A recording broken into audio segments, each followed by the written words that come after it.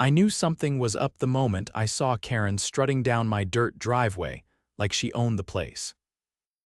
Arms crossed, nose slightly wrinkled like she had just smelled something awful which, knowing her, was probably just the fresh country air. "Zara," she called out, fake sweet but with that usual condescension, "we need to talk." I leaned against the fence, wiping sweat off my brow. Morning chores had me smelling like hay and leather, but Karren wouldn't dare step too close. She hated getting her overpriced yoga pants dirty. "Make it quick, Karren," I said. "Unlike you, I have actual work to do," she huffed. "The HOA is planning a community picnic and we need space. I suggested your barn since it's, well, just sitting there." The audacity. "My barn is private property, Karren," I said, narrowing my eyes. Karren waved a hand dismissively. "Oh, don't be difficult. The community needs this and you have more than enough space. It's not like you're using it for anything important." I clenched my jaw. She had no idea how much work went into maintaining my ranch, nor did she care. HOA types like her only saw land as something to be controlled. "No," I said firmly. Karren's face hardened. "Well, the board already voted and the majority agreed. It's happening this Saturday." I let out a sharp laugh. "You can't just take my barn, Karren." She gave me a condescending smile. "We'll see about that." Saturday rolled around, and sure enough, I spotted a line of HOA members marching onto my property, picnic baskets and folding chairs in tow. They set up inside my barn like they had a right to be there. Karren stood at the entrance, overseeing everything like some self-appointed queen. I gritted my teeth. She hadn't even bothered to tell me in advance, just assumed I'd roll over. Too bad for her, I had other plans. I walked over to the smaller barn where I kept my bulls, two massive, temperamental beasts named Thunder and Diesel. They weren't aggressive, but they didn't take kindly to strangers in their space. "Ready, boys," I whispered. I unlatched the gate. The moment they realized the door was open, both bulls trotted out, sniffing the air. Then they caught sight of the picnic. Karren and her minions were mid-sandwich when Thunder let out a deep, rumbling grunt. Diesel stomped his hooves. The HOA members froze. Then came the screaming. "There are cows in here." One woman shrieked, scrambling onto a hay bale. "They're bulls," I called out, leaning against the fence, arms crossed. "And they don't like trespassers." Karren's face went ghost white. "Zara, get them out of here," I shrugged. "Can't. They live here, unlike you." One of the board members, a wiry guy in loafers, made the mistake of waving his arms at Thunder. The bull snorted, lowered his head, and took a step forward. The man bolted. Chaos erupted. HOA members ran in every direction, knocking over tables and sending food flying. One woman tripped over a cooler, landing face first in a plate of potato salad. Karren was the last to move. "This is a violation of HOA regulations," she screeched. I laughed. "HOA doesn't run my ranch, Karren. You don't get to dictate what happens on my land." She turned beet red, but before she could fire back, Diesel let out a sharp, warning grunt. That was enough. She hiked up her skirt and ran, nearly colliding with a man sprinting for the exit. Within minutes, my barn was empty except for the bulls, who were happily munching on the abandoned food. I whistled, watching Karren and her cronies scramble back to their cars, their fancy picnic in shambles. "Next time, ask permission," I called after them. Karren didn't respond. She just threw me a murderous glare before peeling out of my driveway. I grinned. This wasn't over. I knew Karren. She'd try to get revenge, and I'd be ready. By the time the last car sped off my property, leaving nothing but scattered napkins and a crushed fruit platter behind, I knew Karren wasn't going to let this go. HOA types like her didn't take humiliation lightly. She had strutted in expecting me to bow to her authority, and instead, she'd run screaming from my bulls while her fancy picnic collapsed into chaos. I let Thunder and Diesel finish off the leftovers before guiding them back toward their pen. As I latched the gate, I spotted my neighbor, Hank, leaning against his truck near the property line. He was an old rancher, wiry and sun-weathered, always carrying a knowing glint in his eyes. He tipped his hat. Heard a lot of screamin'. Figured either the HOA was throwing a party or you finally let the bulls handle your problems. I snorted. A little of both, Hank chuckled, shaking his head. Karren ain't gonna let this slide. She thrives on control, and you just made her look like a fool in front of her little kingdom. I knew he was right. HOA presidents like Karren didn't just get mad, they plotted. That night, I made sure to check my security cameras. I had installed a few high-quality ones around the barn and driveway months ago, knowing how nosy the HOA could get. Sure enough, around 2 in the morning, my phone buzzed with an alert. I pulled up the live feed. Karren, dressed in all black like some kind of HOA ninja, was creeping toward my property line with a clipboard in one hand and what looked like a measuring tape in the other. She was accompanied by 2 other board members, both looking equally ridiculous, skulking through the moonlight like they were part of some covert operation. I zoomed in. They were measuring my fence. I clenched my jaw. I had a bad feeling about this. The next morning, I didn't have to wait long for my suspicions to be confirmed. A certified letter from the HOA was taped to my mailbox. I ripped it open and scanned the contents. Karren and her board were claiming my fence was in violation of HOA regulations. According to them, it was encroaching on community land and had to be moved back by 10 feet within the next 72 hours. I tightened my grip on the letter. My fence had been in the same place for over a decade. The property lines were well documented, but Karren was grasping at straws, trying to find any excuse to punish me for embarrassing her. I wasn't about to let that happen. After a quick call to the county land office, I drove down to pick up certified property records. Every single map and legal document confirmed what I already knew: my fence was exactly where it was supposed to be. That evening, I waited. Sure enough, as the sun dipped low, Karren arrived in her pristine SUV, stepping out with her usual air of entitlement. This time, she had brought the HOA's so-called compliance officer, a scrawny man who looked like he had never done a day of hard labor in his life. I met them at the fence, arms crossed. Karren wasted no time. "Zara, I assume you got our notice. The fence needs to be moved immediately." I held up the county records. Funny thing, Karren. According to actual legal property maps, my fence is exactly where it should be, which means your notice is nothing but a pile of nonsense. Karren's expression barely faltered. The HOA has its own regulations, and I cut her off. HOA regulations don't override county law. The compliance officer shifted uncomfortably, clearly realizing this wasn't going the way Karren had promised. "Well, perhaps we could review." I didn't let him finish. "Already did. And if you try to push this, I'll have my lawyer draft a cease and desist, maybe even file for harassment. I wonder how the county would feel about an HOA trying to steal private land." Karren's nostrils flared, but she forced a tight smile. "There's no need to be hostile, Zara." I leaned in slightly. "Then stop trying to mess with my property." She pursed her lips but said nothing else. With a sharp turn, she stomped back to her SUV, practically dragging the compliance officer with her. Once they were gone, I exhaled slowly. I had won this round, but I knew Karren. She wasn't done yet, and I was ready for whatever she tried next.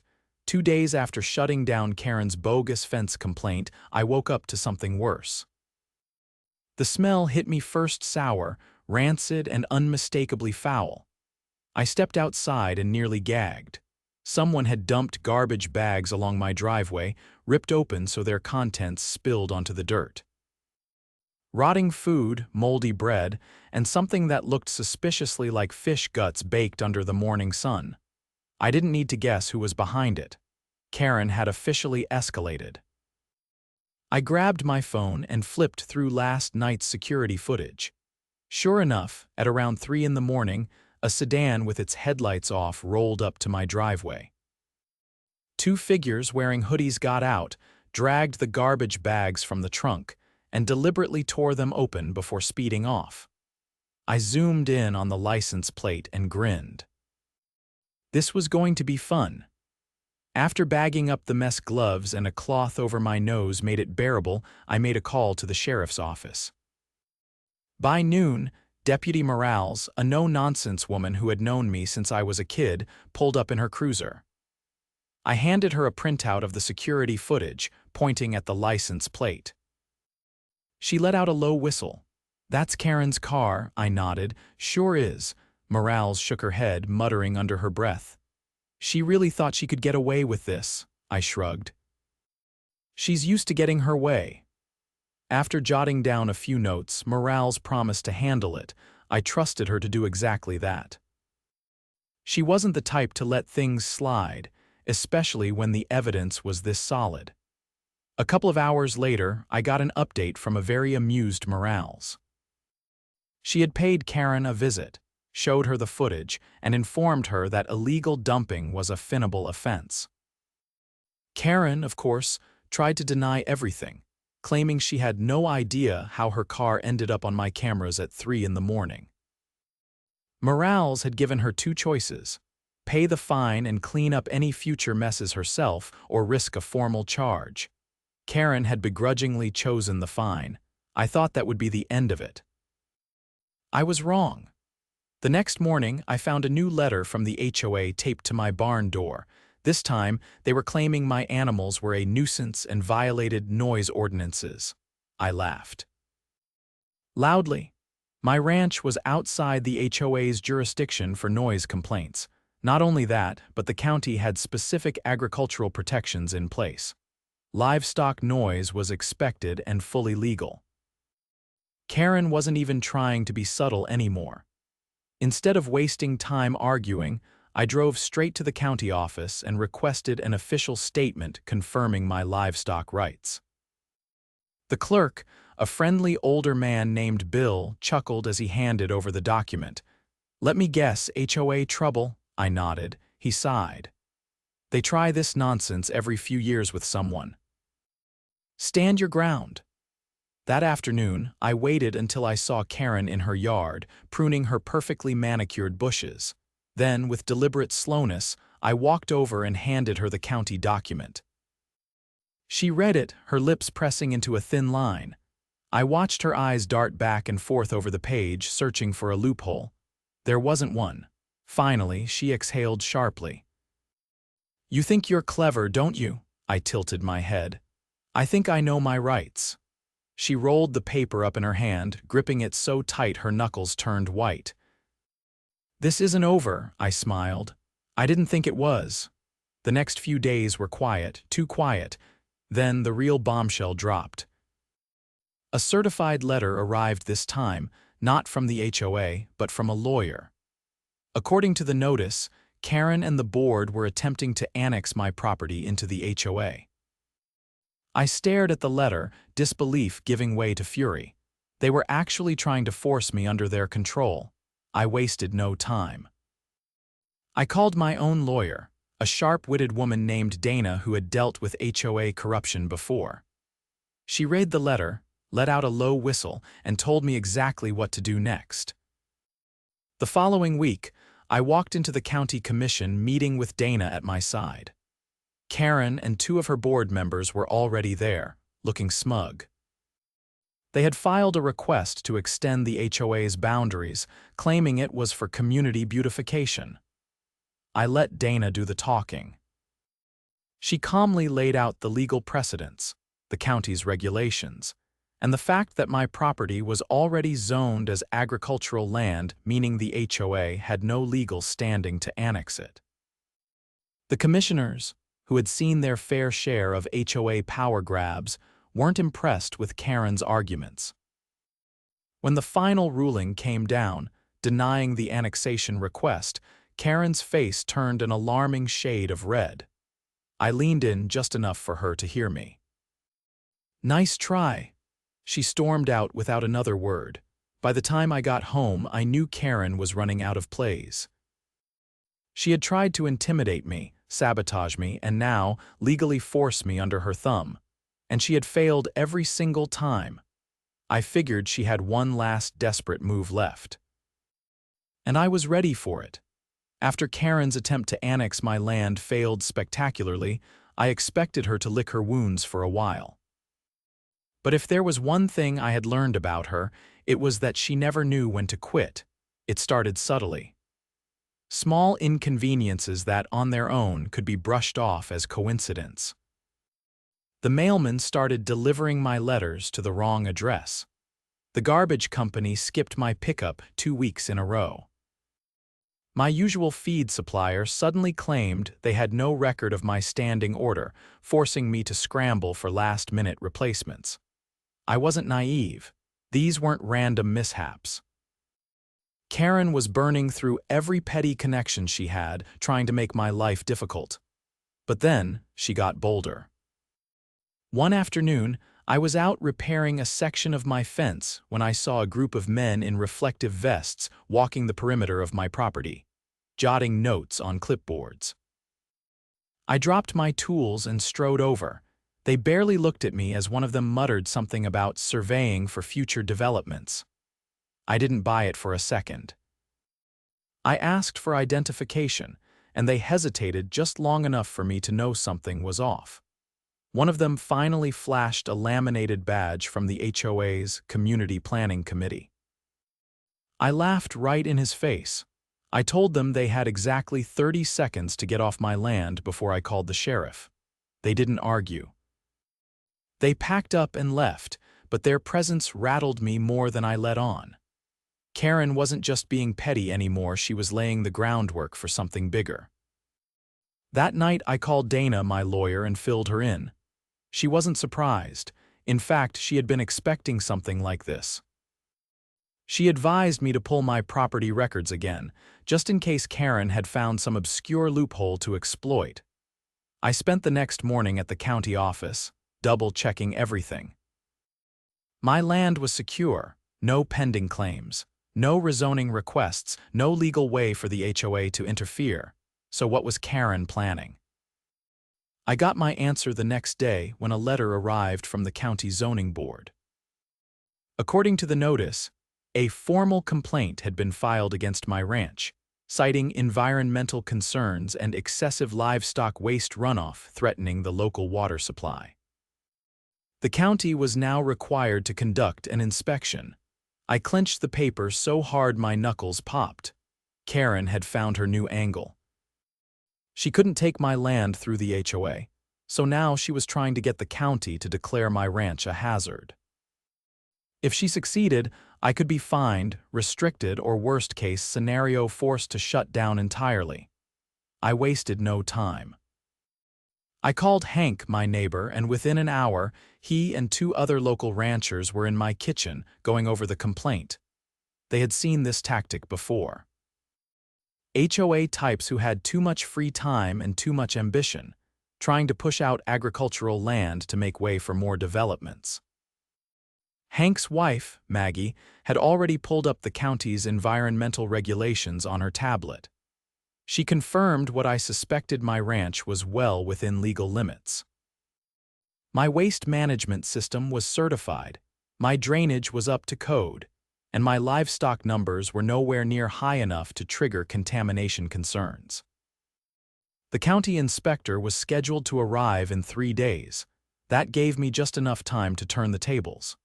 I spent the next 48 hours gathering every document I could find.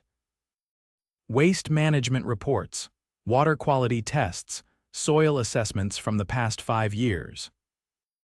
I even went down to the local conservation office and requested a statement confirming my ranch's compliance with all environmental regulations. By the time the inspector arrived, I had an entire binder ready. The man, gruff, middle-aged, and clearly exhausted from dealing with nonsense complaints, stepped out of his truck, clipboard in hand. I greeted him politely, handed over my documents, and watched as he flipped through them. It took less than 10 minutes for him to close the binder and let out a long sigh. "This is a waste of my time," he muttered. I agreed. We walked the property anyway, just to go through the motions. He checked the drainage, tested the soil, and glanced at my water filtration system. When he was done, he shook his head. "This is one of the cleanest operations I've seen." Whoever filed this complaint had no idea what they were talking about. I smiled. "Would you mind putting that in writing?" I asked. He chuckled and nodded. An hour later, I had an official report stating that my ranch posed no environmental risk whatsoever. I made copies, lots of copies. Then I waited. 2 days later, as expected, Karren showed up. She was all smiles, feigning concern as she asked if I had received the county's decision. I handed her a copy of the report. She read the first few lines, and her expression faltered. I could see the exact moment she realized her plan had failed. I leaned back against the fence, arms crossed, and waited for her to say something. She didn't. She just clenched her jaw, crumpled the paper in her fist, and turned on her heel. She didn't even bother with a fake goodbye. As she stormed off, Hank strolled up beside me, watching her retreat. "Think that's the last of it?" he asked. I shook my head. "Not a chance." Karren had been humiliated, outmaneuvered, and shut down at every turn. She wasn't going to quit. She was going to escalate, and when she did, I'd be ready. I knew Karren wasn't done. She had failed to annex my land, weaponize county regulations against me, and intimidate me into compliance. That left her with only one move: something drastic, something underhanded. And knowing her, it would be both. I didn't have to wait long. It started with a visit from a real estate agent. A slick-looking man in an expensive blazer showed up unannounced, stepping out of a luxury sedan like he had just closed $1 million deal. He barely glanced at my barn or the land, his attention fixed on me with a forced, friendly expression. He introduced himself and immediately launched into a prepared speech about exciting development opportunities in the area. He talked about rising property values, the potential for modernization, and how my land could be worth far more than I realized.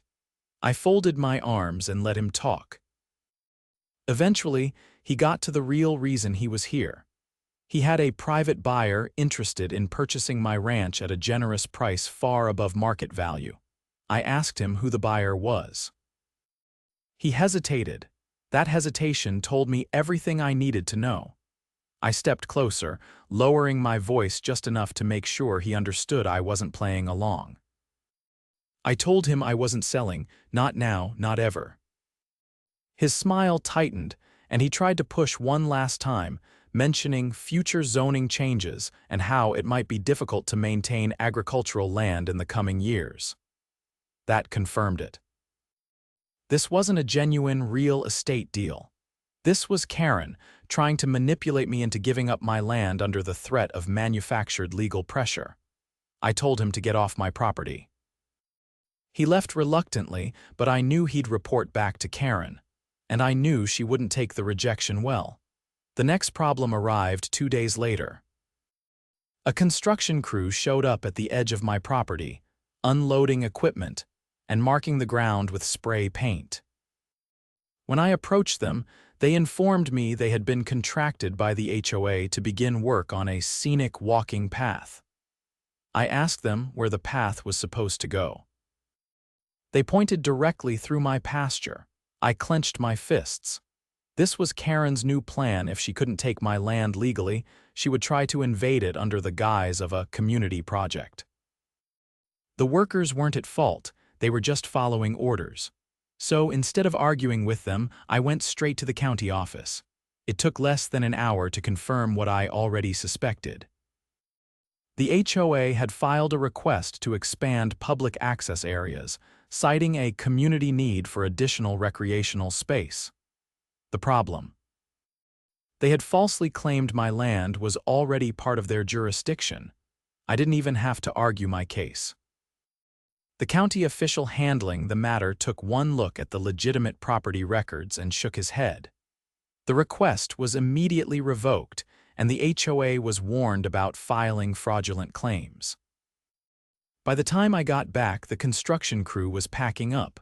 They had already received orders to stop work. Karren wasn't outside, but I knew she was watching. She had lost another battle. But the war wasn't over. The next move came faster than I expected. Late one evening, I was checking my security feeds when I noticed movement near my barn. A group of people too many to be just nosy neighbors were gathered near the entrance. They weren't carrying anything obvious, but something about their body language set off alarms in my head. I grabbed my flashlight and headed out. As soon as my beam hit them, they scattered. I caught a glimpse of familiar faces, HOA board members, including Karren's right-hand lackey, a nervous-looking man who always followed her orders without question. When I reached the barn door, my stomach tightened. They had been trying to remove the hinges. I checked the locks. They were still intact, but if I hadn't caught them, they might have gotten inside. That was the final straw. I called the sheriff. By the time deputies arrived, Karren had already gone into full damage control mode. She claimed it was a misunderstanding, that her board members were concerned about structural integrity and were doing a routine safety check. The deputies weren't buying it. Especially when I showed them my security footage. Karren was warned officially. Trespassing charges were on the table if she or any of her board members set foot on my land again without permission. As the deputies left, I watched Karren's face. She wasn't angry. She was calculating, which meant she still had one last move left, and it was going to be her most desperate one yet. I kept my security cameras running, expecting Karren's next move to come in the dead of night like her last one. But days passed with nothing.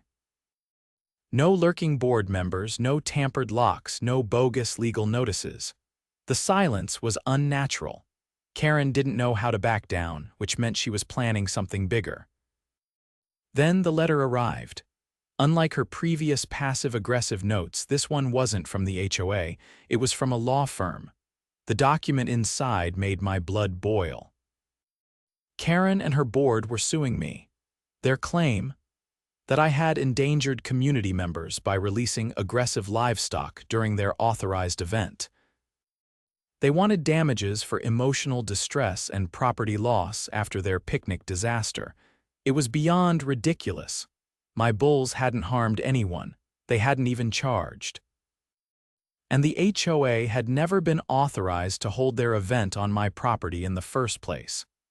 But Karren was playing dirty, trying to twist the situation into something legal. I called Dana immediately. She wasn't surprised. Karren was grasping at straws, hoping I'd settle to avoid court, but Dana wasn't about to let that happen. She assured me we had more than enough evidence to crush this case before it even reached a judge. Still, I wasn't taking any chances. I spent the next few days gathering every shred of documentation I had. Security footage of Karren's unauthorized picnic. Witness statements from my neighbors who had seen the HOA trespassing. Copies of the county's official rejection of their annexation attempt. The report from the sheriff's department confirming their attempted break-in at my barn. By the time Dana filed our counterclaim, we weren't just asking for dismissal. We were suing Karren and the HOA for harassment, trespassing, and defamation. The case didn't even make it to trial. Karren's lawyer took one look at the mountain of evidence and advised her to drop the lawsuit immediately. She tried to push back, but without any legal standing, she had no leverage. When Dana informed them we were moving forward with our own claims, they scrambled to negotiate. I refused. Karren wanted a fight. She was going to get one. Instead of settling, we pushed forward. The judge wasn't amused when we presented our case. The security footage alone was damning, showing HOA members trespassing on my property, attempting to remove my barn hinges, and dumping garbage along my driveway. Karren tried to justify it all, claiming she had been acting in the best interest of the community. but the evidence spoke for itself. The court's ruling was swift. Karren and the HOA were fined for trespassing and harassment. The board was ordered to pay for damages, including the cleanup costs from their illegal dumping.